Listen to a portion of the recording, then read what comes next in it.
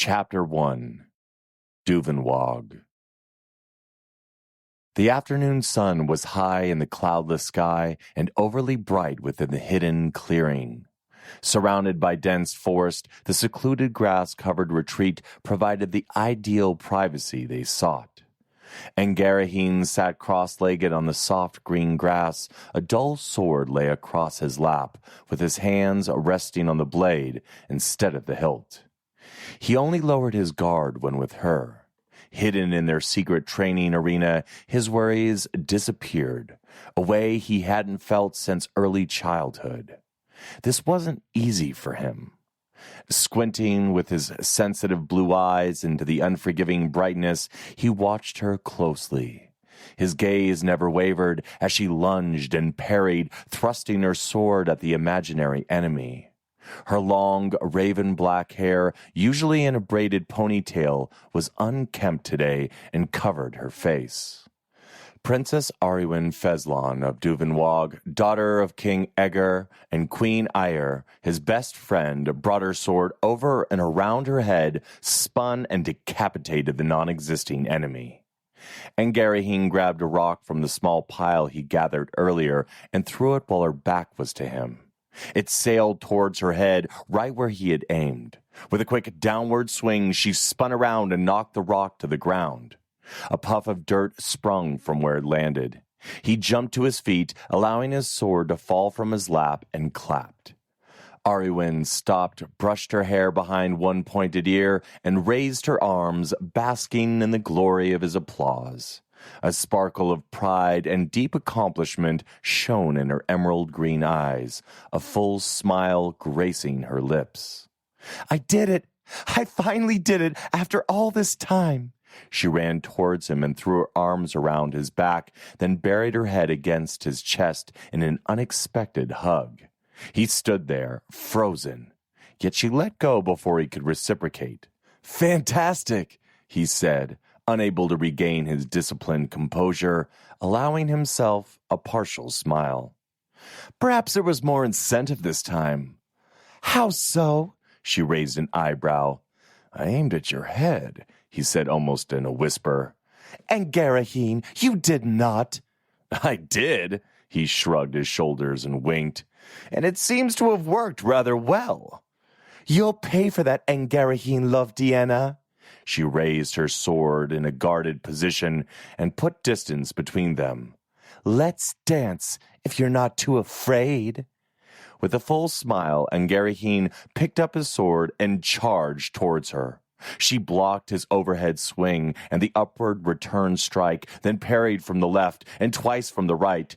Each time she deflected his blows, yet he continued the barrage, slashing and swinging, backing her up to the tree line. One-handed, he spun around and swung his sword in a large arc, striking her hard on the thigh. She let out a slight grunt, but didn't falter. She missed several more blocks in quick succession, one to her shoulder, one to her thigh, and a resounding blow to her ribs. Each strike was faster and more forceful than the last. She tripped over an exposed root, causing her sword to swing wide to the right. Engerahin saw the opening, and with an overhead swing, they contacted, sword against sword, edge on edge, and without resistance, he buried her dull blade into a tree. Bits of bark exploded around them. Arywin dropped one knee, put a fist on the ground, and lowered her head, her breathing shallow and fast. He knelt beside her and rubbed her quivering shoulders. "Why did I push her so hard?" he thought, sweat glistening on her forehead and dripped from her small elven nose with each labored breath. Her bright green eyes now dim and tired as she considered him through matted hair which was now scattered across her face. "I'm sorry," Engerahin said as he brushed her hair aside. "You're too fast. I couldn't keep up," Arywin said after her breathing slowed. "Nonsense. I thought you did great." Guilt tugged at his heart for pushing her so hard. "You're definitely improving." She stared into his eyes with gratitude. "Thank you," she said, then took a long, deep breath. "I couldn't even see your sword at the end. It was all just a blur." "Don't worry. In time you will." He grabbed her sword by the hilt, braced his left foot against the tree, and removed it, then offered her his free hand to help her stand. "But that's enough for today. Agreed?" "No argument from me. I don't think the trees can handle any more abuse." She pulled herself upright, then tilted her head towards the deep gash in the tree, and smiled, with a glimmer of something more in her eyes. "Thank you for the sparring practice. The time we spend together means a lot to me. I'll find you this evening." Her hand momentarily lingered on his shoulder. Then she disappeared into the forest. Every few days for the past year, he arrived in their private clearing before her and left after she'd gone. When she first asked for training, she stressed how important keeping secret their private sessions were to her, so he obliged. He never questioned her reason for secrecy. When enough time passed and it wouldn't appear they were together, he gathered their swords, then entered the dense forest. Shadows covered the narrow trail, illuminated by the few beams of sunlight that permeated the canopy. Thick underbrush lined the worn dirt walkway, waiting to ensnare any wayward step. With a sharp turn to the right, he began walking down a gentle slope. The trees began to thin, revealing the bright afternoon sun. The hill overlooked the northern road out of Duvenwog. Ahead lay the place he called home for the past 11 years. Rising above the surrounding trees, the castle's 6 gray towers, long bereft of defensive armaments, had lightened from the constant beating of the sun. From here, the entrance to the great hall where King Fezlon spent his days was visible. The dark brown wood and greenstone arched roof sat in stark contrast with the rest of the dull gray. A low rumble from behind caught his attention. He stopped in mid-stride. 2 horses with mounted soldiers trotted towards him on the road. They pulled a covered carriage with a black and purple banner in the corner. A dragon filled the center. "The sigil of Cuvain? What's this about?" he wondered. Dust billowed from behind the delegation as they continued towards the great hall. As the carriage arrived, 2 figures emerged, but from a distance he was unable to see who they were. He shook his head and renewed his walk downhill until the ground flattened at the edge of the tree line. A Cuvain delegation's arrival didn't concern him. Political matters of the kingdom weren't his specialty. If he wanted to know, he'd ask Arywin this evening. In front of him stood the moss-covered stone fortifications. An archway with raised metal lattice extended across the road. No guards stood at the gate, for King Fezlon decreed, "In times of peace, the presence of men-at-arms discourage free travel and commerce amongst the kingdoms."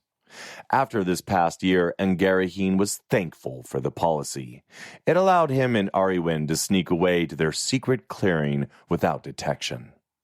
Once on the castle grounds, he walked towards the obscure iron-bound door nestled at the base of the closest tower. Inside, candles lined the walls. Their dancing flames cast yellow light throughout the open space. 2 benches, flanked by vacant armor stands, sat in the center of the room. Behind him, a darker passageway led to where the sharpened weapons were stored. He stepped forward, placing the 2 practice blades pointing down on the rack to the left of the doorway, and exited the armory. As he entered Duvenwog's market, the overwhelming smell of enchanted forest incense, his favorite scent, struck his nose.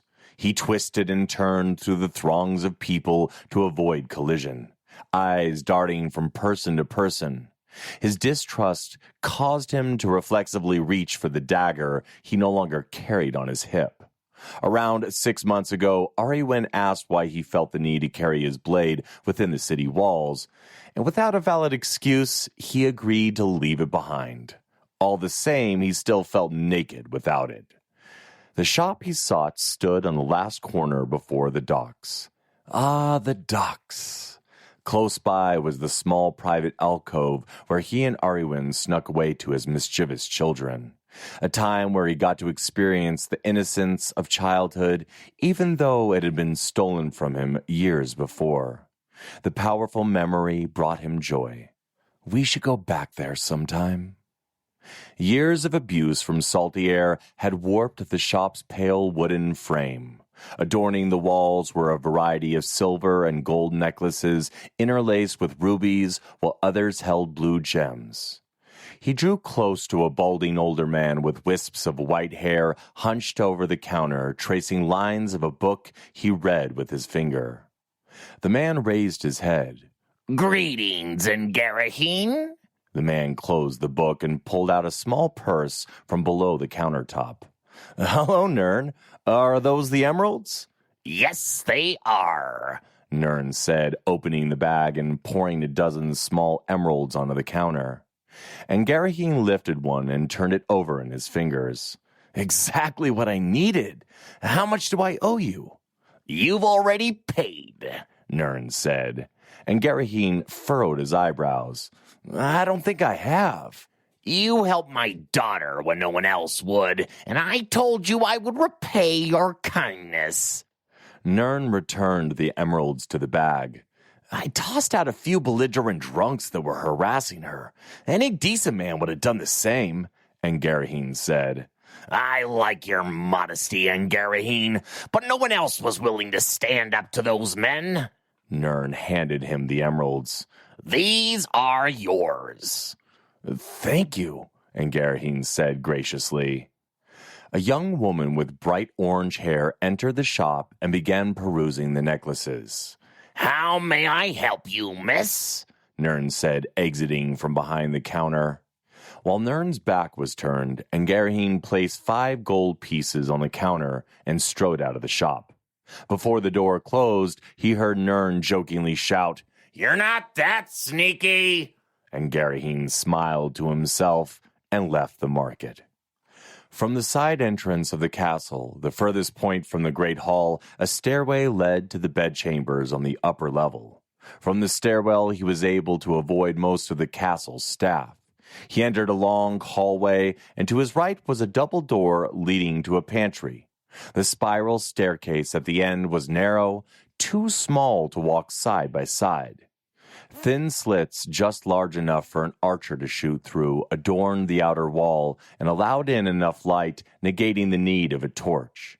He passed Arywin's green bedroom door, which he gave a quick glance, yet did not approach. Instead, he proceeded to his room. "She won't be in there now, not with the visitors from Couvain here," he thought. In his room, dark gray curtains blocked out the brightness of the sun.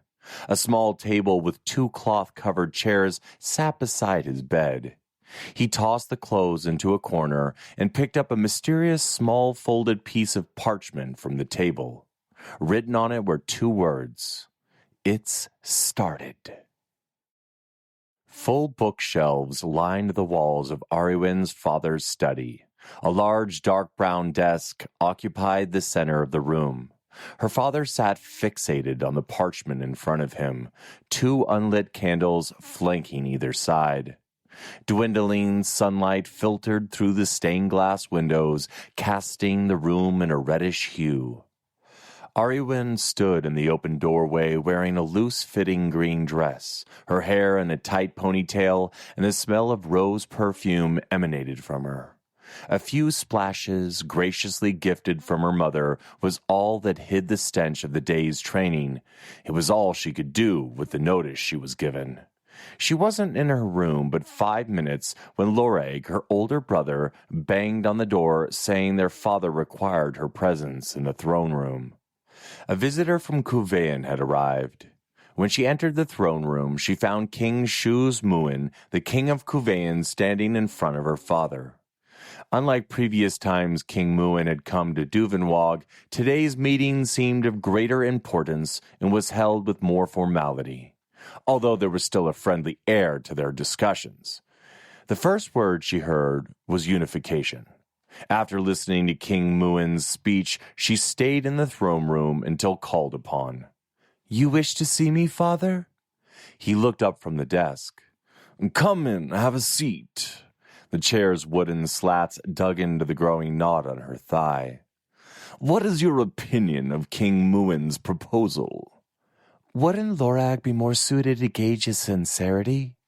I do not doubt his sincerity, but wish to hear your thoughts on the matter. She stayed silent for a moment. I think unification is a worthwhile pursuit. However, I don't know enough about the other kingdoms to guess their reaction. But why ask my thoughts? You've already agreed to the discussions. She shifted her weight due to the discomfort growing in her leg. I want you to accompany me to Couvain to meet the other kings, to observe. Her father was silent for a minute, looking pensive while his fingers drummed on the table. Something more? Arywin asked, interrupting his thoughts and bringing her father's attention back to the moment. So you can see what awaits you when you become queen, should discussions fail. What of Lorig? He is next in line. Your brother has no desire for the throne. He made that clear, and his talents lie elsewhere. You have taken more of an interest in the workings of the kingdom, and don't think the way the citizens revere you has gone unnoticed. Do not worry, this is all in preparation for the future. Your mother and I have no intention of stepping down any time soon. Heavy footsteps sounded behind her, and she turned. A lanky man, 5 years older than her, with short brown hair, wearing an abundance of flashy gold jewelry, stomped into the room. Lord Clivage Gew, the richest man in Duvenwog, never missed an opportunity to flaunt his wealth. Arywin rolled her eyes. Did you not think it prudent to inform your lords a delegation representing Couvain arrived? He asked, almost whining. If I thought your attendance was necessary, I would have summoned you. Now remove yourself before further embarrassment. Clivage backed away as Arywin stared directly into his eyes, while he slowly closed the door. Her satisfied smile was hard to suppress. You will unfortunately have to handle people like him as well, her father said while rubbing his temples. Discussions continued late into the night. When they concluded, Arywin returned warily to her bedroom. Outside her door, she gazed down the hallway. No light shone from under Engerahin's door. Not tonight, she thought with a sigh, and entered her room. Faint moonlight illuminated her chambers, enough so as not to trip over anything. Her bed rested against the back wall. 4 posts held sheer curtains, providing a refuge from insects on summer nights. Beside the bed, a doorway opened to a small private balcony where she sat on cool evenings. She changed into a gray nightgown, climbed into bed, and stared at the ceiling until she fell asleep. The early morning sun warmed her face, waking her. The wooden floor was cold beneath her feet. Where are my slippers? She wondered, looking underneath her bed. Nothing. A burst of pain shot from her leg to her toe as it brushed the bed frame. That's ugly, she said, gently poking the tender bruise. I'll find them later. It was early enough that most everyone was still asleep. Peering into the hallway, she found it vacant. She faintly knocked on Engerahin's door. Enter! His muffled voice came from the other side.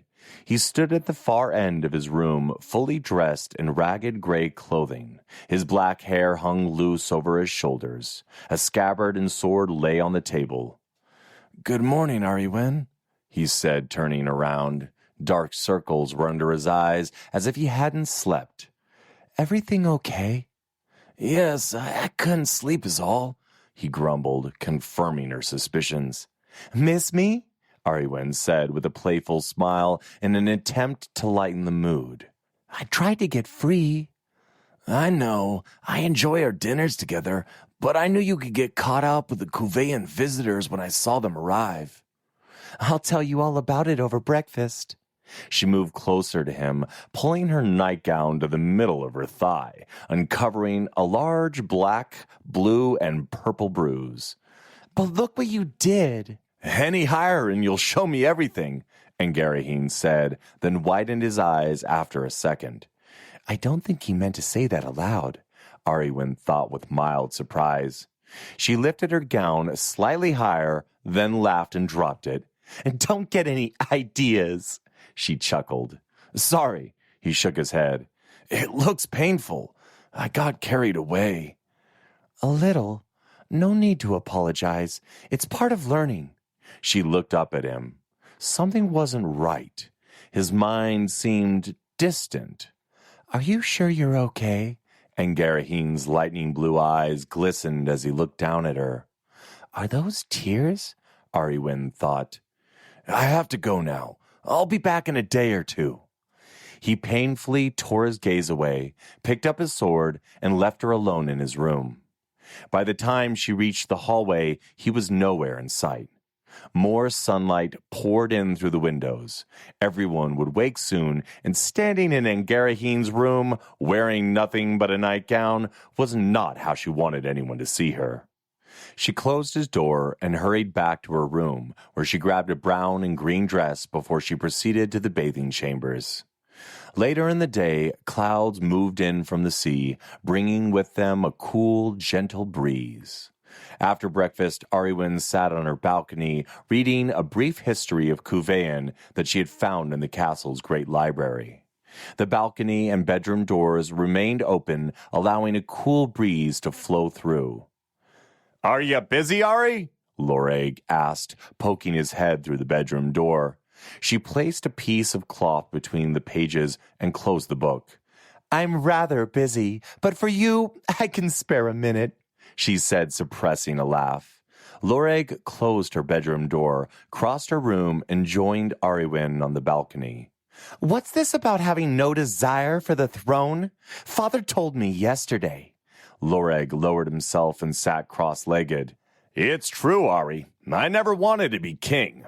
Even as children, I knew you would make a better leader. I have but one request when you're queen. A mischievous grin spread across his face. A fully stocked wine cellar? Arywin said jokingly. He rubbed his chin. 2 requests. The wine and to be your primary advisor. I think I can arrange both. What was it you wished to talk about? Arywin asked. I'll hold you to that. Have you seen Engerahin? I can't find him anywhere.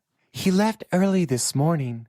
Loreg raised his eyebrow questioningly. He seemed preoccupied and in a hurry. Said he had to leave and then just left. It made me worry, she said, flustered. No need to worry. Wherever he went, I know he can take care of himself. But he didn't say anything about where he was going? No, just that he would be gone for a day or two. And I saw tears in his eyes, Loreg. I really am worried. It's not like him. Maybe he needs space to clear his head. It's not the first time he's disappeared for a few days. If you want, I can find him. You do that? Loreg nodded. She gazed over the edge of the balcony. More clouds filled the sky, but it didn't appear they'd bring rain. No, I'll respect his privacy, Arywin said reluctantly. Loreg patted her knee. Think happy thoughts. We're having dinner with King Muin tonight. Those are stressful thoughts, she laughed nervously. One other thing, Loreg said, looking at her thigh. Try to avoid walking into sharp edges. It hurts. He winked. An abandoned shack lay hidden among the trees a mile from the road. Vines snaked across its withered, blackened wood. Shattered glass shards shimmering in his torchlight and clung to the windowsill. Engerahin was early. The door creaked open loud enough to raise the dead. If anyone was close, they'd know he was there. Pale moonlight glimmered off cobwebbed corners. A broken staircase missing half the steps led to the remnants of the second level. The dark sky peered through massive holes in the second floor and roof. Up there will do, Engerahin considered. Although creaky, the staircase was still solid, so he climbed. From his darkened vantage point, he could watch everything on the first floor while remaining hidden. He extinguished his torch and set it down next to him. A few feet from him was a large exposed beam, and the smell of rotting wood emanated from around him. The underbrush rustled, and he grabbed the hilt of his sword. There was no further movement, so he released his grip on the hilt. All he could do was wait. This morning, Arywin saw straight through his facade. The moment their eyes met, all his defenses crumbled. And that comment? What a stupid thing to say aloud. The look in her eyes and tears? What's wrong with me? Why couldn't I look away? Engerahin scolded himself. He fought the urge to throw something. Suddenly, a creature's howl ripped his focus back to the present.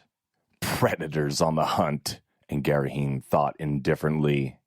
Dark clouds from the south lengthened the shadows, and wind whispered through the treetops. It wouldn't be ideal if a storm broke while he waited. Hopefully it holds, Engerahin wished. Once he finished dealing with his contact, he planned to sleep in a nearby abandoned tower, and arriving dry was preferable. Through the missing wall on his left, a bobbing light appeared in the trees. It hung for a second before proceeding to the open door. A short cloaked figure entered and set the lantern on the dirt floor. Engerahin studied his surroundings, confirming they were alone. The figure lowered his hood, revealing a middle-aged man with shaggy blonde hair who stared unerringly at the spot where Engerahin had just been. I know you're watching me. Nobody followed. I made sure of it, the man said, his voice mid-range and nasally. He spun around with his arms raised. Engerahin hung from an exposed beam, then landed with a soft thud. Care to explain your message? Engerahin asked bluntly. The embers of discontent settle on the underpinnings of desire. It takes but a gentle wind to bloom an inferno, the man said cryptically. Engerahin brushed his fingers through his hair. After all these years, the opportunity had at last presented itself. He'd finally have his revenge. And Jorgum? Engerahin asked. No change. Very well, then. 10 gold. Engerahin removed the coin purse from inside his pants. 30, the man said smugly. We agreed on 10, Engerahin said, with anger creeping into his voice. That was before I discovered your true identity and the price on your head. But no one appears to be aware of it. The man paused. Yet. An unspoken threat hung over the last word. Rage boiled Engerahin's blood, and in less than the blink of an eye, his sword was at the man's throat. His eyes darted around the room. You would sell me out for a forgotten reward? Fury was behind Engerahin's every word. On the contrary, I would merely hang it above your head like an executioner's axe. You remember that feeling, don't you? Engerahin pushed the blade harder, drawing blood. The man slowly raised his empty hands, deliberate but not fearful. I carry no weapon. I deal in information, not violence and death. You wouldn't cut down a defenseless man, would you? The taunting infuriated him. A flick of his wrist and the man's head would tumble to the ground. But that's just not who he was. 10 gold, 13 silver, all I have. Take it and leave before I change my mind. For the least I'll do to you is cut out your tongue. The man snatched the coins, picked up the lantern, and ran from the shack, laughing deviously. Engerahin stood in the center of the room, disquieted. Is there still a price on my head? I shouldn't have let him live, but if I killed him, I'd be no better than Gerahim. His rage spilled forth, and he threw his sword at the door, where it sliced through the rotten wood with ease, wobbling back and forth. Annoyed by the outburst, he shook his head, retrieved his sword, and left the shack. There was no clear path to the tower or markings to its location. The moonlight dwindled as more clouds covered the sky. In his anger, he left his torch on the second level of the shack. Suddenly, something rough crashed into his right eye. He dropped to his knees. Above him, a low-hanging branch jutted from a tree trunk. "How did I miss that?" he cursed inwardly. An intense pressure pressed outwards on his head as his eyes swelled. "As if I didn't have enough trouble seen already," he thought. The moss-covered stone tower rose from overgrown grass in what once was a clearing. Its door, long fallen, lay splintered in the entryway. As he ascended the tower, a loud shriek blared by his ear. Directly beside him, a bird's nest was cradled in an arrow slit. Old furniture was piled, blocking the third-level staircase, preventing him from climbing further. Annoyed, he turned and sat against the cold stone wall as his eye throbbed. "Another sleepless night," he thought, scowling. At dawn's first light, he woke. Was that even an hour? Engerahin thought. The swelling in his right eye had lowered, but he still couldn't open it.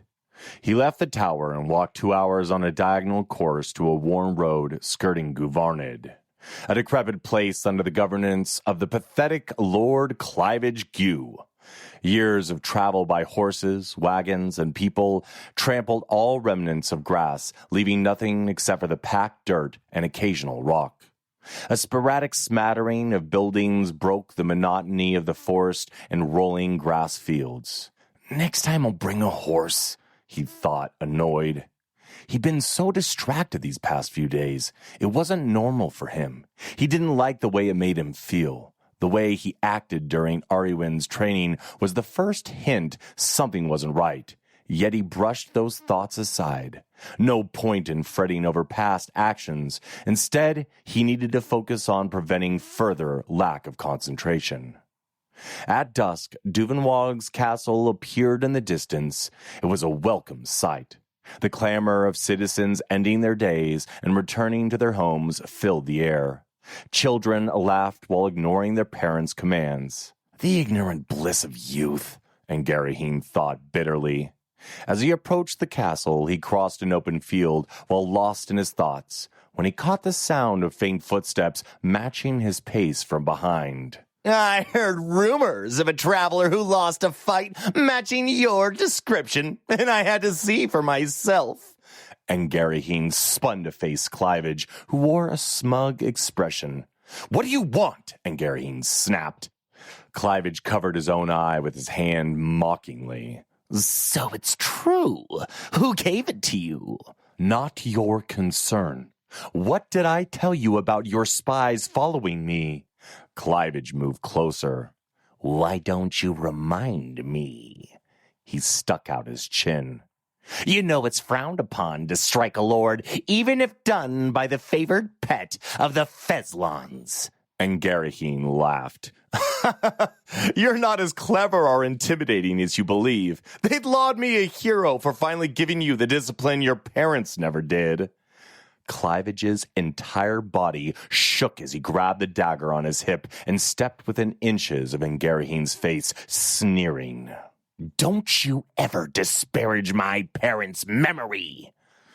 "Just what do you think you'll accomplish with that dagger?" "I'll break your hand before you get it free," Engerahin said. Clivage huffed, withdrew his hand, and stepped back. "If I find your spies following me again, a broken hand will be the least of your concern." Clivage stomped away. "One of these days," Engerahin muttered inwardly. Engerahin entered the castle from the side entrance again. The fewer people he encountered, the better. The faint scent of enchanted forest emanated from Arywin's room as Engerahin walked down the hallway. "Should I explain my behavior from yesterday morning?" he wondered to himself. "Not in this condition." He shook his head. Fragments of sunlight lit his room, making it so he would not need a candle until he returned. He gathered a set of clean clothing and made his way to the bathing chambers. The chambers were empty, and the water in the tub remained cold. He had no reason to heed it, and after a quick wash, he returned to his room. Inside, he almost stepped on a folded piece of parchment. There was no name, but the handwriting was Arywin's. He read the note. Our tavern at nightfall. She must have heard me arrive. Sleep will have to wait, he thought unbothered. Seeing as nightfall was near, he made his way into the city. The tavern was mostly empty as Engerahin arrived. Laxia, Nern's daughter, stood behind the bar and gave an excited wave and smile as he entered, then rushed towards him and gave him a hug. I wasn't sure you were coming tonight. She looked at his eye and squinted. Loreg finally get some offense in? She asked with a hint of amusement. I wasn't watching where I was walking, he said with a shrug. Before or after a few drinks, she laughed. Arywin's at your table already, the usual? Before he responded in agreement, she clapped him on the back and returned to the bar. Arywin sat at the back table facing him. A smile filled her face, but quickly disappeared as he drew closer and she stood. What happened to your eye? She asked, gently touching the swollen area. Does it hurt? Not as much as before. He gently grabbed her hand, lowered, and released it. I walked into a low tree branch. I was distracted. Yeah, you did seem rather distracted yesterday. That's not like you. Before he responded, the tavern door swung open. Angie! Loreg yelled while running over and grabbing Engerahin from behind. As Engerahin turned, Loreg let go. What did you do to him, Ari? That's what he gets for talking to Laxia first.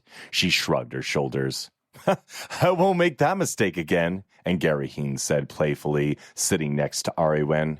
Loreg sat across from them, leaning back. Why the note? Laxia brought 3 mugs of beer, followed by a server with bowls of soup for the table. Thank you, Arywin said to the 2 women, then turned to Engerahin. I wanted to make sure you celebrated tonight. I know you can't resist a vague message. Celebrate what? Something regarding the Kuvean visitors? Engerahin shoved the soup into his mouth. The warm liquid soothed his empty stomach. This was the first he'd eaten since yesterday afternoon. We'll talk about Kuvean later, she said, then paused with a twinkle of mischief in her eyes. You don't know? I don't know what, he said with a chuckle.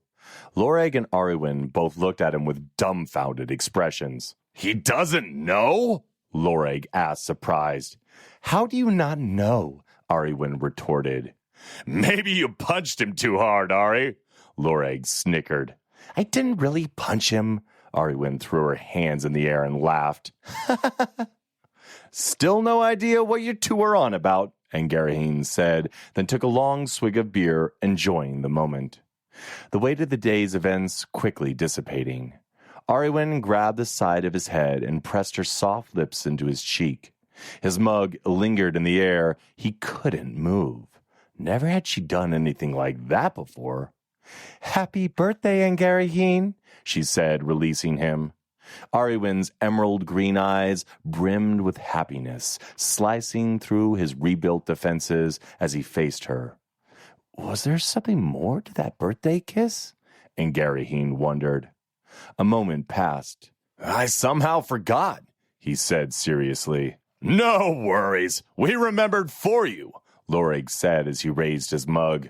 Tonight's a night you'll never forget. Or remember. Another round, Loreg shouted. I'll always remember tonight, Engerahin thought, still feeling Arywin's kiss on his cheek. Laxia kept the beer flowing, making sure their mugs were never empty. They eventually discussed the Kuvean visitors. A tinge of sadness struck Engerahin as Arywin mentioned she'd be attending the unification meetings, but his sadness quickly dissipated as the topic changed. Their joyful conversation lasted well into the night, when suddenly an immense flash of bright red light, seemingly coming from everywhere, filled the tavern, followed immediately by a bone-rattling thunderclap. Then an eerie hush fell over the room, broken quickly by Laxia falling to her knees, shattering mugs that she had held in her hands. Arywin was the first to her feet, followed quickly by Engerahin, swaying suddenly as the beer rushed to his head. Tears streamed down Laxia's face. "It's okay. It's just a little beer and some mugs," Arywin said, unsure of her own words. Laxia looked at Arywin, then to Engerahin, her eyes filled with terror. "The light of the Raza Shin marks their return," Laxia said, then fainted.